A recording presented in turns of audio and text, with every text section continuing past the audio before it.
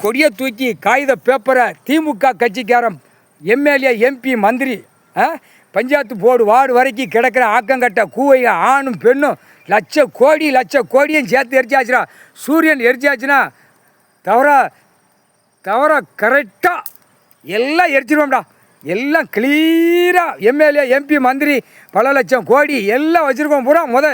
இன்று கணக்கு எனக்கு முன்னாடி சுடுகாட்டு எரிப்பு திமுக கட்சிக்காரனை எரிச்சு சாம்பலாக்கிட்டாம்டா.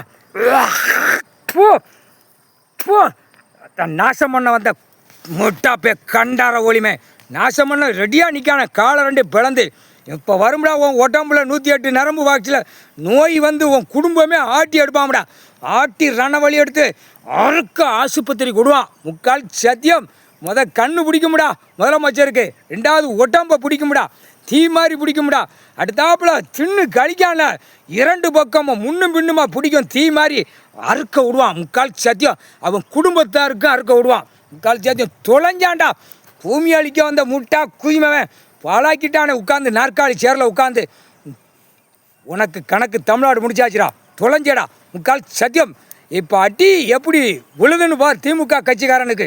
ஏண்டா இன்னைக்கு தான்டா சொல்லுதான் ஈஸ்வரன் எனக்கு முன்னாடி கரை வேட்டியை கட்டி முன்னாடி போகிறான்டா திமுக கட்சிக்காரனா.